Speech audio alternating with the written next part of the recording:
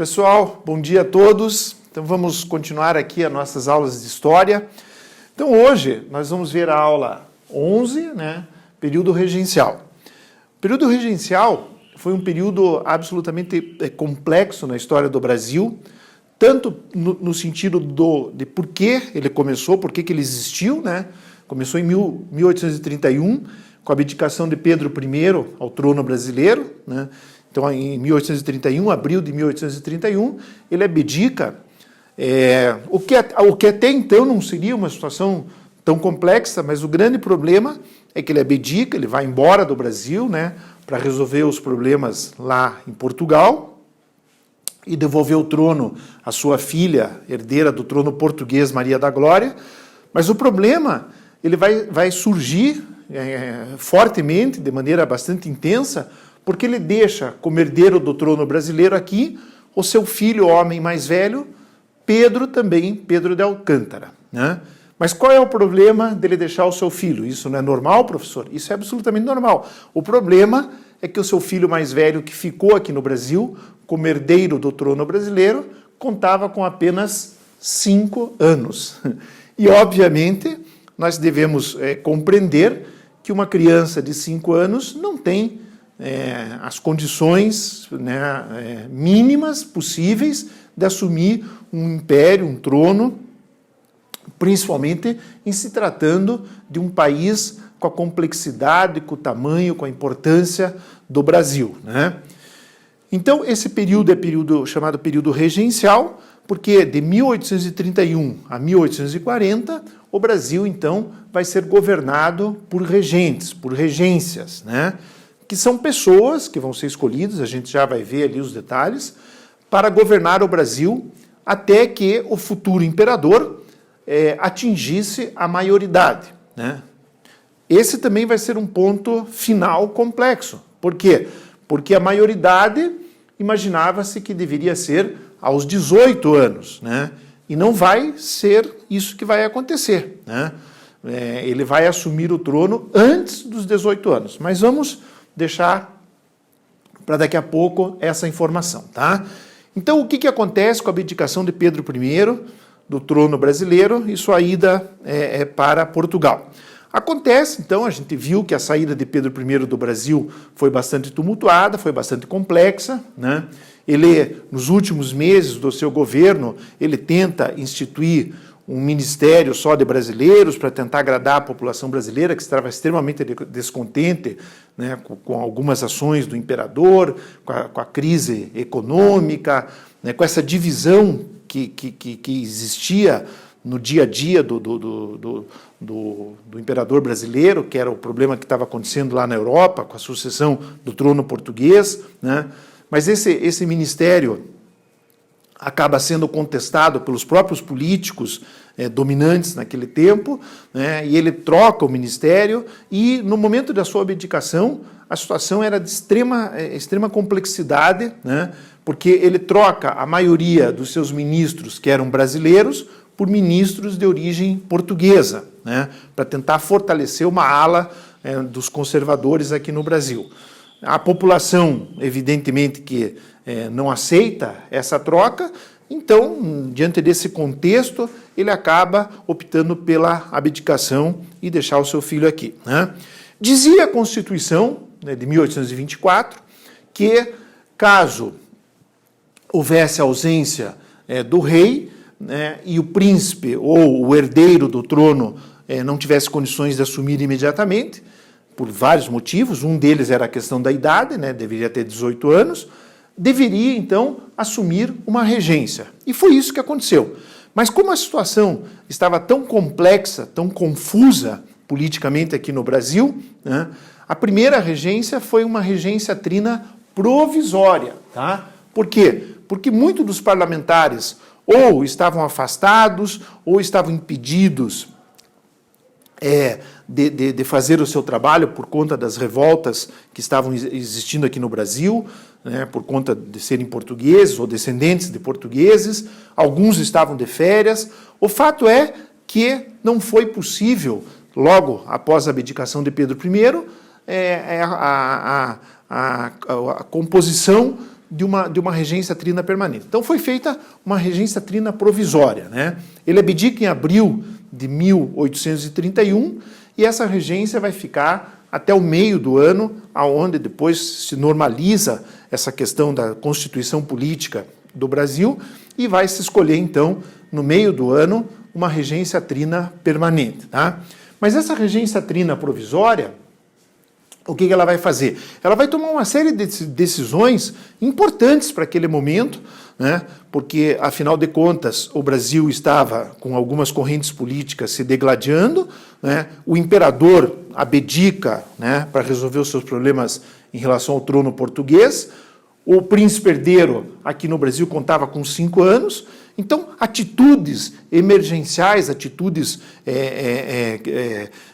que tinham que ser tomadas rapidamente, sob pena do Brasil entrar num processo de guerra civil, né, e comprometer aquilo que era mais caro às elites, que era a questão da escravidão, a unidade territorial, né, uma série de situações, a questão política, que a Constituição acabava privilegiando as elites por conta do voto ser censitário, que a gente comentou na aula passada, né, de acordo com a renda da pessoa, e assim por diante.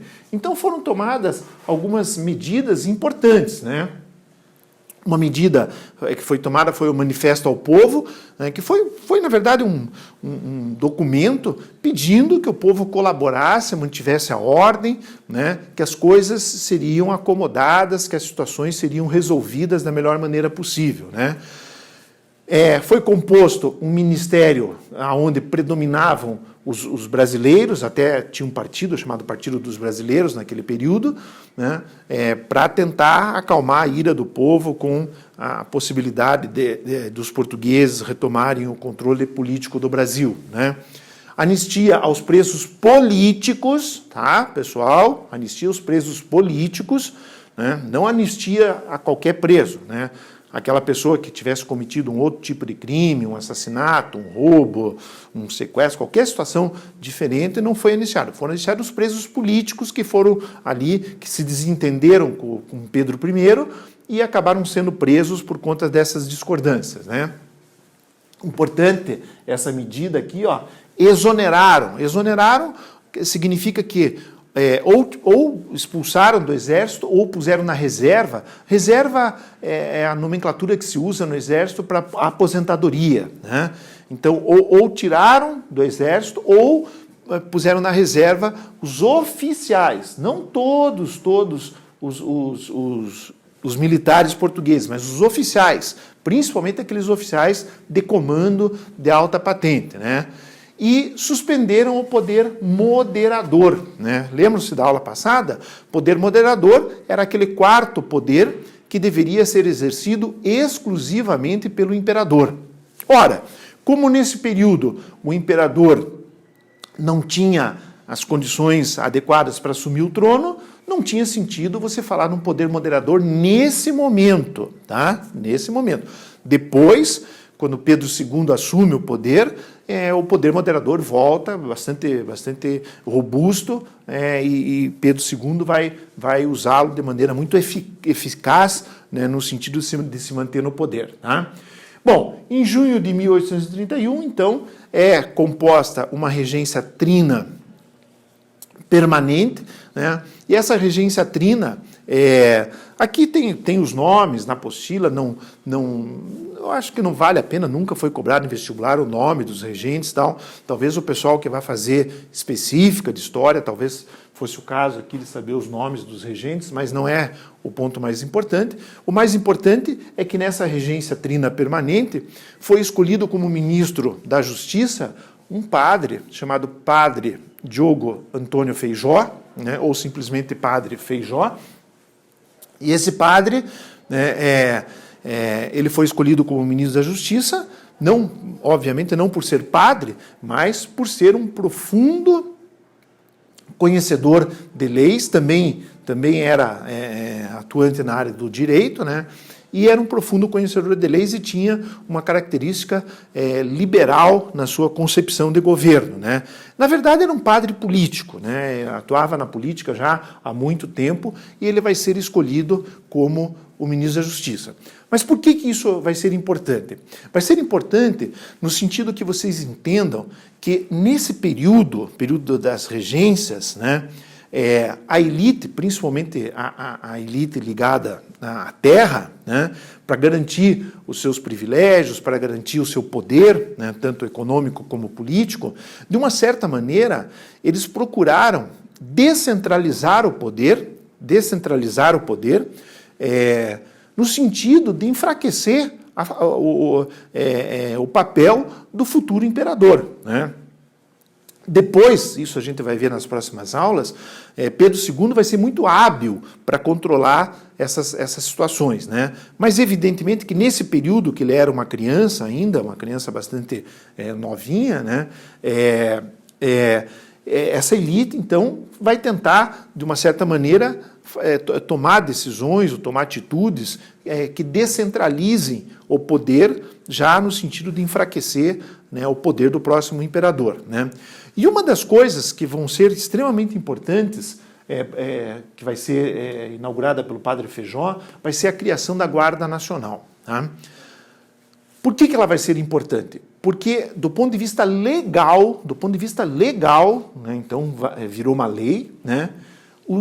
Os grandes produtores, né, os chefes políticos das cidades, eles poderiam criar uma guarda, fazer papel de polícia. Isso normalmente é uma prerrogativa apenas do Estado, né? Mas nesse período aqui, em função da ebulição que estava acontecendo dentro do Brasil, o padre Diogo Feijó, então, criou essa lei de que esses poderosos, de que essas elites das cidades, tanto do ponto de vista político como econômico, criassem guardas nacionais ou guardas particulares para manter a lei e a ordem. Ora, só que isso é extremamente complicado, né, pessoal? Porque você passa a ter em cada local um chefe político, seja forte politicamente, seja forte economicamente, que de uma certa maneira vai mandar naquela localidade, né? Pois afinal de contas ele vai fazer o papel de polícia, né? E a criação da Guarda Nacional, ela vai dar origem, né, a um aspecto extremamente nefasto na política brasileira, praticamente até a década de 1930, que vai ser o coronelismo, que nós não vamos falar hoje porque ele não surge exatamente nesse momento, mas ele vai crescer fortemente ao longo das próximas décadas, né? E vai criar, então, essa figura nefasta da política brasileira chamada coronelismo, né? Onde os grandes coronéis, né, que na verdade não são coronéis, é apenas uma denominação histórica que se dá para esses poderosos, é que vão fazer a lei e a ordem de acordo com as suas vontades, né? E isso vai dominar grande parte da política brasileira, pelo menos até 1930. Depois, a partir da tomada de Getúlio Vargas em 1930 do poder, vai diminuir um pouco o poder desses chamados coronéis, que não são, na verdade, coronéis, né, são chefes políticos locais, né, vai diminuir um pouco o poder, e aí a gente vai ter uma política um pouquinho mais moderna do que até então, né? Então a Guarda Nacional, ela vai ser aqui os primórdios, vai ser o que antecede a essa situação, essa condição chamada coronelismo, tá? Então, essas elites, elas vão tomar o poder, né? Tomar não, elas vão continuar no poder, na verdade, né? O poder já era delas, né? Mas não pensem vocês que isso foi simples, né? Por quê? Porque, na verdade, existiam 3 facções políticas muito fortes ainda no começo das regências, né? A primeira era o Partido Moderado ou Chimango, que era o partido dessa elite que continuava no poder, tá? Existia o Partido dos Exaltados, que também chamavam-se Farroupilhas ou Jurujubas, eram apelidos que os políticos tinham, né? Esse partido, formado por essas pessoas, eram as pessoas das camadas urbanas, pessoas livres, pessoas que não tinham uma ligação direta com o poder econômico, com as elites agrárias, né? e eram pessoas que, de uma certa maneira, lutavam por uma mudança mais radical na política brasileira, inclusive com a proclamação da República, né? Só um detalhe, pessoal, o Brasil era o único país da América do Sul que se tornou independente e continuou como monarquia, tá? Todos os outros países da América do Sul se tornaram repúblicas, né, com exceção do Brasil, tá?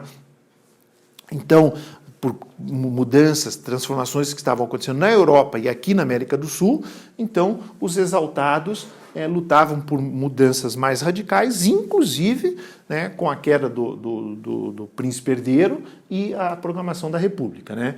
E existiam aqui os restauradores ou caramurus, que eram pessoas que lutavam pela volta de Pedro I ao Brasil para que ele retomasse o poder, né? Mas isso vai acabar logo, porque em 1834, né, logo depois que Pedro restitui o poder em Portugal para sua filha, né, guerreia com seu irmão, Dom Miguel, em 1834, Pedro I vem a falecer, né, aos 36 anos de idade, então esse partido aqui dura pouco tempo. E aí a situação vai ficar entre esses dois partidos aqui, tá?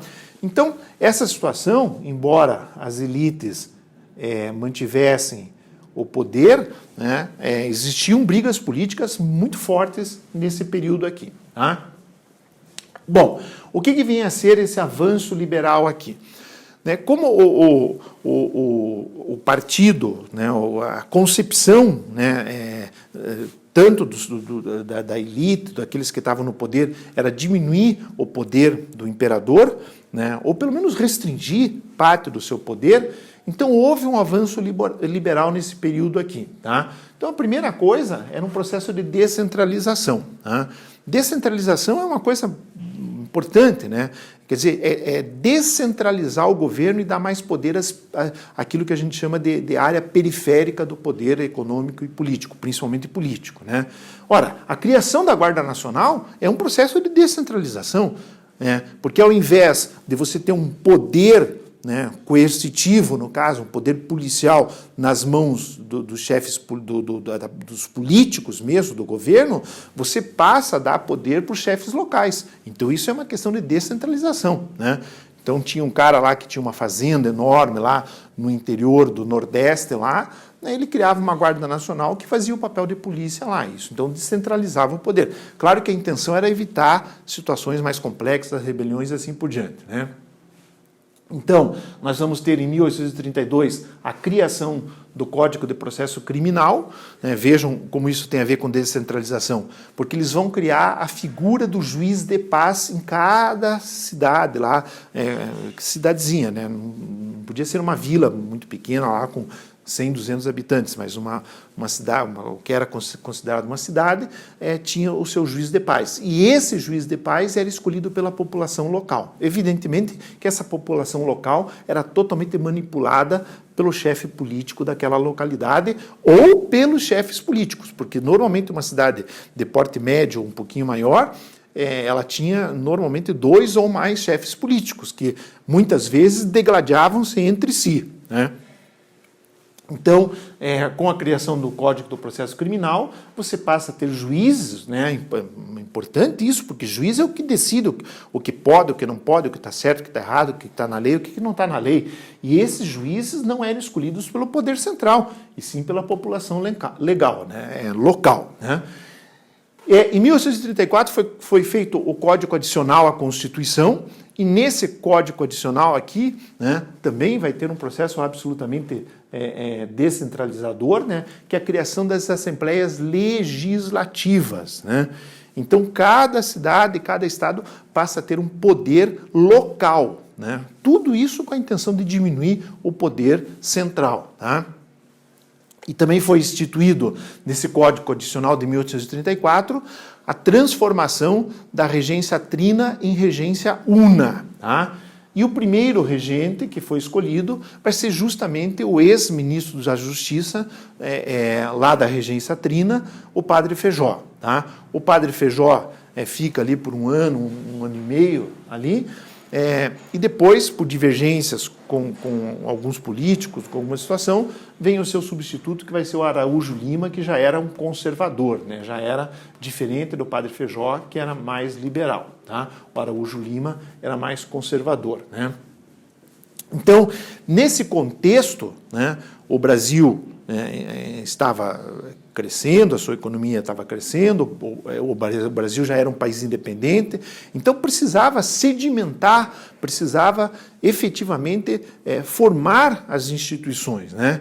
Só que as disputas políticas eram muito acirradas, sem contar as disputas locais e as disputas a nível nacional. E isso vai dar origem ao que a gente chama de rebeliões regenciais, tá?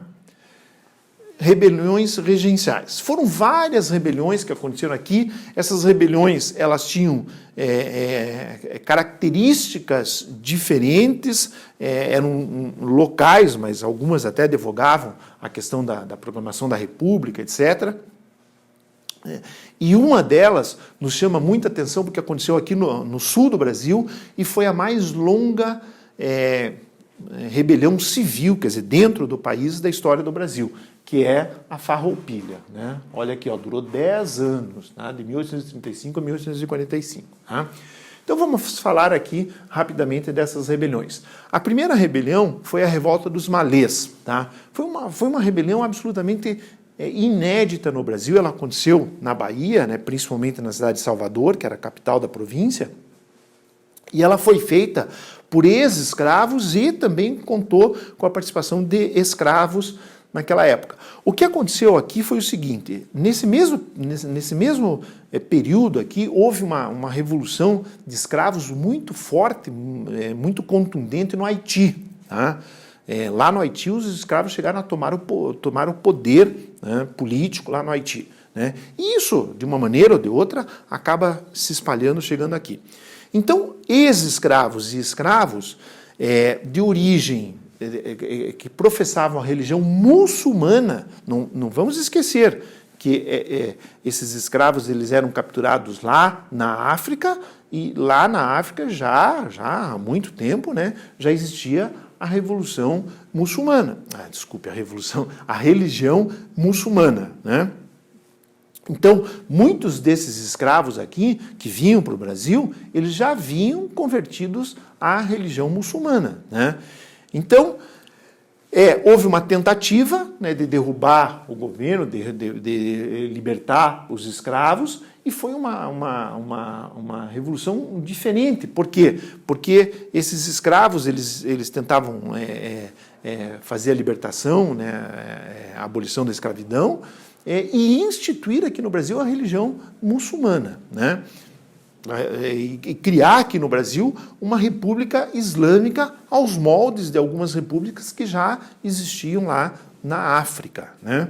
Evidentemente que o governo reprimiu essa situação, os próprios senhores de escravos reprimiram, e acabou que ela não foi para frente e acabou sendo sufocada. Tá? Essa segunda revolução aqui, ou rebelião, a da cabanagem, ela aconteceu no Pará, também foi muito violenta. Essa aqui foi talvez com exceção da Farroupilha, ela foi a mais violenta, foram mais de 30 mil mortos. Né? E o que aconteceu? O Pará, lá em cima do Brasil, né? O Pará, problemas econômicos, miséria, uma série de situações complexas lá, tinha uma representação política dominante por liberais, e o governo, além de não resolver os problemas locais lá, nomeia como chefe político da região um conservador. Né? E isso vai criar uma revolta enorme na população. Essa revolta ela começa na cidade de Belém, a capital do Pará, e depois ela se estende por todo o estado. Né? E isso, você sabe, o estado do Pará ele é gigantesco e muita floresta e tal. Então foi muito difícil para o governo acabar com essa revolução. Tanto que ela vai levar, observem aqui, ela vai levar praticamente 5 anos, quase 6 anos, para ser suprimida.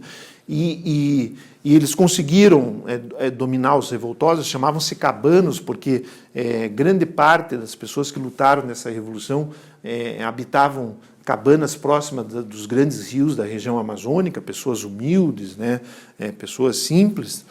E isso foi sufocada em Belém, só que ela já tinha se espalhado por todo o interior do Pará. Então levou tempo para o governo conseguir aplacar essa rebelião, né?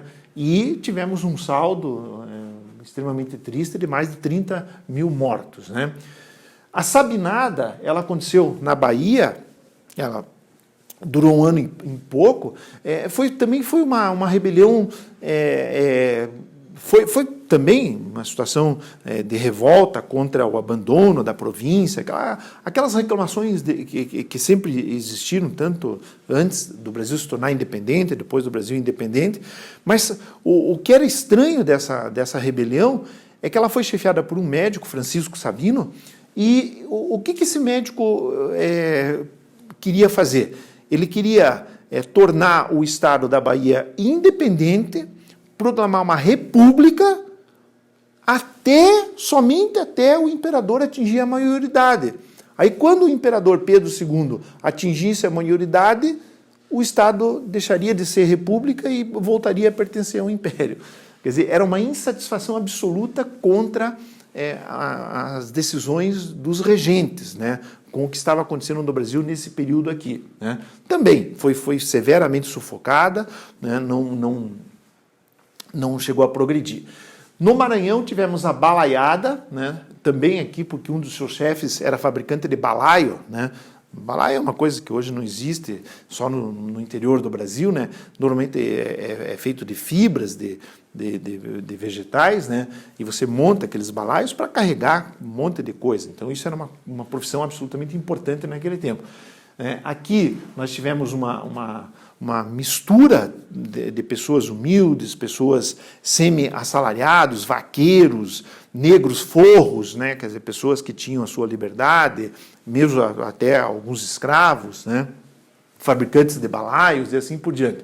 E lá no Maranhão, né, existia também uma disputa interna muito grande entre liberais, que eles chamavam lá de bem-te-vis, e conservadores, né, que eram os cabanos. Tá? Não tem nada a ver com cabanagem aqui. Tá? Aqui também era um apelido que eles davam aos conservadores. Né? Então essa mescla de disputa política interna com a revolta popular, né, de ex-escravos, de pessoas humildes, de pessoas semi-assalariadas que dependiam lá, principalmente vaqueiros, etc., acabou gerando aqui também uma situação de conflito. Tá? Ela vai acabar um pouquinho depois da posse de Pedro II aqui, com a atuação de Luiz Alves de Lima e Silva, que vai ser o futuro Duque de Caxias, que vai ser uma figura extremamente importante nesse período regencial e futuramente no Segundo Império, né? Tanto que depois vai ser chamado de patrono do Exército Brasileiro, justamente por conta das suas atuações, principalmente de pacificação, apesar de ser um militar extremamente duro. Ele sempre tentava, e talvez pela sua habilidade de diálogo, ele tentar fazer acordos, tudo porque ele participou principalmente de guerras internas, né? Então ele achava que antes de qualquer atitude mais violenta, mais intransigente, tentava fazer acordos. Isso vai acontecer tanto na balaiada como na farroupilha aqui. Tá? Bom, o que foi a farroupilha? Pessoal, só um aspecto aqui. Se alguém for fazer vestibular no Rio Grande do Sul, deve estudar esse assunto com mais profundidade, né? Vocês podem depois me pedir material, eu posso ceder, mas isso para quem vai fazer vestibular no Rio Grande do Sul, porque no Rio Grande do Sul é absolutamente comum vocês encontrarem questão sobre a Revolução da Farroupilha, ou a Rebelião Farroupilha. Tá? Foi uma revolução grande, foi diferente de tudo que a gente falou até agora, né? Foi bem diferente, durou 10 anos e só vai ser pacificada com a atuação intensa do futuro Duque de Caxias, né? Lá já quando Pedro II estava no poder. Tá? Então vai ser uma rebelião assim muito forte. E por que ela vai ser forte? Em primeiro lugar, pela característica dela, né? Ela vai ser uma revolução que vai ser, claro, a linha de frente eram as pessoas humildes, mas ela vai ser toda organizada pela elite rio-grandense, a elite que dominava a economia do Rio Grande do Sul. E o que acontece aqui, o que aconteceu para essa elite se degladiar, né, ou a favor do governo, ou contra o governo, e se degladiar internamente? O que vai acontecer aqui é o seguinte, pessoal. Lá no Rio Grande do Sul, a economia ela era fundamentalmente baseada na produção de charque. Charque, sabem o que é charque? Se nós estivéssemos aqui, né, eu ia perguntar para vários de vocês. Charque, na verdade, é uma carne salgada, né, previamente salgada, que tem uma durabilidade muito maior do que uma carne fresca. Tá? Então, a produção de charque naquele período, que não existia geladeira, não existia eletricidade aqui no Brasil, era uma coisa extremamente importante. Né? Extremamente importante. E qual é a matéria-prima fundamental do charque? Na verdade, são 2 itens, né, indispensáveis. O primeiro item é a carne, né, que se obtém com a criação de animais, mas naquele tempo era principalmente o boi, né? E o segundo item indispensável para a produção do charque era o sal, né? O sal.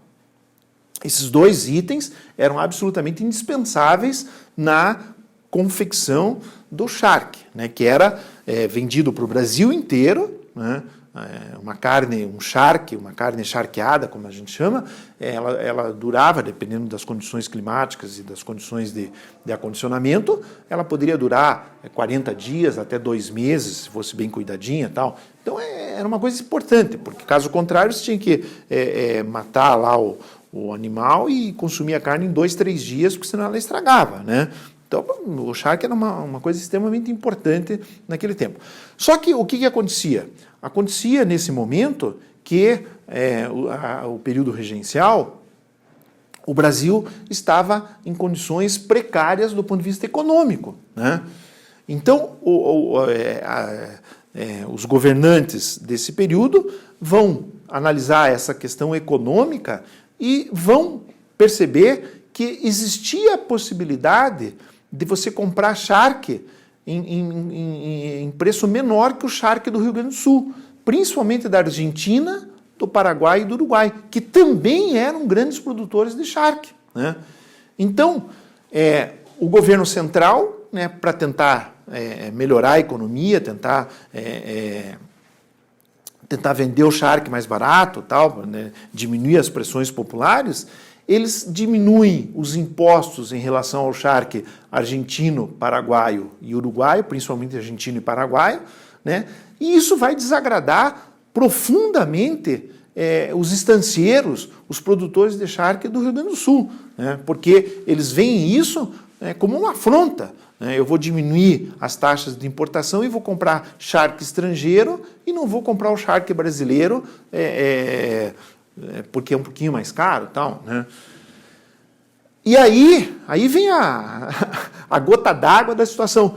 Como o governo, de uma certa maneira, ao diminuir os impostos, ele diminui a sua arrecadação, para compensar a arrecadação de impostos da diminuição das taxas de importação do charque, ele vai fazer o quê? Ele vai aumentar as taxas que se cobravam sobre a produção de sal, principalmente o sal importado. O Brasil não era autossuficiente na produção de sal, né? Então ele vai aumentar as taxas de importação do sal. Pessoal, né, vamos convir, eles queriam acabar com a economia rio-grandense, e isso teria acontecido. Os rio-grandenses, então, já estavam numa disputa interna do ponto de vista político. O Rio Grande do Sul sempre foi um estado bastante beligerante em relação a essas questões políticas, né? E aí o que vai acontecer? Uma parte do Rio Grande do Sul fica a favor do governo, dos políticos, e uma outra parte fica contra o governo. E aí nós vamos ter lá uma guerra violentíssima, né? E os liberais, que eram mais, né, que eram os mais... queriam ser mais independentes do governo, queriam proclamar a república, num momento inicial eles começam a vencer as batalhas, né? Com a chefia de Bento Gonçalves, né, que hoje inclusive é uma cidade no Rio Grande do Sul, né, a cidade de Bento Gonçalves. Bento Gonçalves, então, chega a dominar uma parte significativa do Rio Grande do Sul, daí ele é preso, daí ele foge da prisão, ele é preso, mandado para a Bahia, foge da prisão, volta para o Rio Grande do Sul, né, e chegam a instituir uma república lá no Rio Grande do Sul, né, chamada República Piratini. Essa república, né, então, teoricamente, nesse período rápido ali, eles conseguem se separar do governo central e proclamar uma república, né? Depois, com a ajuda de outras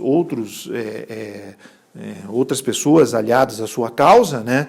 Davi Canabarro e Giuseppe Garibaldi, que era um soldado que já tinha lutado na Itália, etc., para fazer a unificação italiana, uma série de coisas relativas à questão de guerra e tal, eles avançam em direção a Santa Catarina e conseguem, lá em Santa Catarina, fundar também uma república chamada República Juliana, em Santa Catarina, né? Então, foi uma revolução com características diferentes, ela foi idealizada pela elite rio-grandense, né? Obviamente, né, a massa de manobra acabava sendo o povo mesmo, mas ela pegou, né, quer dizer, ela existia justamente porque feriram os interesses, né, da elite econômica do Rio Grande do Sul, né? E aí pessoas ficaram a favor, pessoas ficaram contra, e deu-se então a questão dessa revolução, dessa rebelião, né? A situação ficou extremamente complexa, a quantidade de mortes era muito grande, e só então lá no governo de Pedro II é que foi então, isso lá nos anos de 1842, 1843, é que vai ser enviado lá o Luiz Alves de Lima e Silva, o futuro Duque de Caxias, para tentar apaziguar a situação. E depois de algumas batalhas que ele acaba vencendo, né, ele então procura sentar-se à mesa com os revoltosos, né, cria um processo de anistia para a maioria dos revoltosos, tal, né, ganha também algumas batalhas, não foi só uma questão de negociação, né, ele também mostrou, né, o poder da força também ali nesse momento, e finalmente, então, lá em 1845, então 10 anos depois, nós vamos ter a pacificação aqui do sul do Brasil, tá? Então, pessoal, de todas elas a mais importante, a revolta de Malhês teve um significado muito forte também é importante, e o pessoal que for para o Rio Grande do Sul fazer vestibular lá no Rio Grande do Sul, depois dá uma boa estudadinha nesse item aí, tá? E para terminarmos essa aula, vamos falar aqui a situação do regresso conservador, né? Por que o regresso conservador? O que acontece é o seguinte, lá no começo do período regencial, a elite econômica, a elite política, lá, de uma certa maneira, quis tirar o poder do futuro imperador, né, no sentido de absorver esse poder em causa própria. Só que o que aconteceu? Com todas essas rebeliões que aconteceram aqui no Brasil, né, com todas essas situações críticas, situações complexas, né, foram vários lugares do Brasil, né, nós tivemos lá desde o Pará, né, passando pelo Nordeste, vindo até o Rio Grande do Sul, né, uma série de lugares, tudo.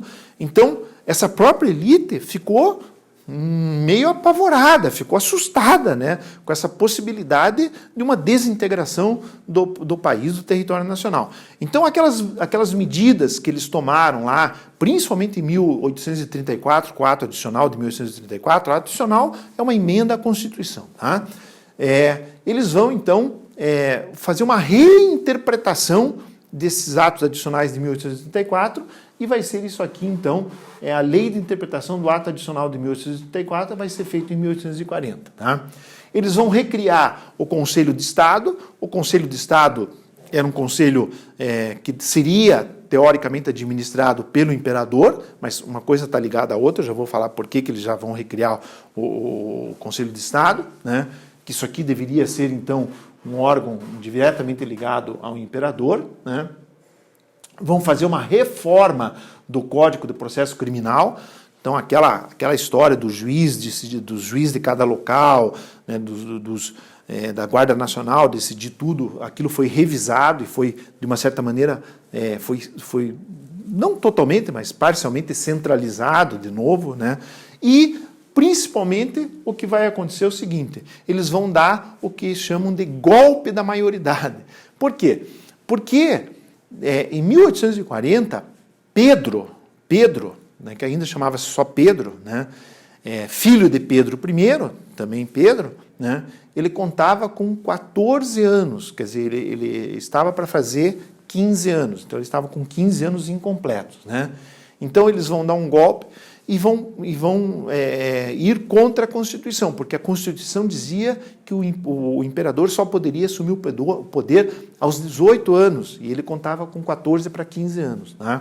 Mas o que eles vão perceber é que o Brasil estava, vamos usar aqui uma analogia, o Brasil estava acéfalo, né? Acéfalo, o que significa acéfalo? O Brasil estava sem um comandante, sem alguém que efetivamente ditasse as ordens no Brasil. Então, eles dão um golpe na Constituição e dão o poder a Pedro, que se transforma, então, no segundo imperador do Brasil, com o nome de Pedro, Dom Pedro II. Tá? E ele vai assumir esse cargo aos 14 anos, 15 anos incompletos. Então, um adolescente mais novo que vocês, que a maioria de vocês, pelo menos, vai assumir, então, em 1840, o poder no Brasil com 15 anos incompletos. Tá? Mas, professor, tinha condições de assumir? Gente, quando vocês voltarem para as aulas, eu vou ler algumas coisas muito tristes em relação à vida de Pedro II nesse período que ele ficou sozinho aqui no Brasil. Na verdade, ele era um adolescente, mas um adolescente que não teve infância e um adolescente, uma criança que foi, desde os 5 anos, preparada para ser o futuro imperador. Tá? Então, a sua vida de infância, sua formação, era toda voltada para ele assumir o trono, né? Então, ele era uma pessoa já que falava várias línguas, ele estudava 10, 12 horas por dia, tudo relacionado às questões de política internacional, tudo. Então, em termos de preparação, sim, mas era um adolescente, né? Ele tinha 15 anos. Mas ele vai ser muito hábil, né? Tanto que ele vai se manter ao poder até 1889. Então ele vai ficar 49 anos no poder, né? E só sai do Império com a proclamação da República em 15 de novembro de 1889. Então ele vai ficar 49 anos no poder, né? Isso só demonstra a sua habilidade e capacidade de se manter no poder durante todo esse período, tá ok? Gente, então esse foi o período regencial, um período complexo, um momento muito difícil na história do Brasil, né, que culmina então com a ascensão ao trono aos 14 anos ou 15 anos incompletos de Pedro, né, um adolescente, que vai ser o segundo imperador do Brasil e vai ficar então até 1889 como imperador e só sai com a proclamação da República, tá ok? Pessoal, um beijo para todos vocês e até a próxima aula.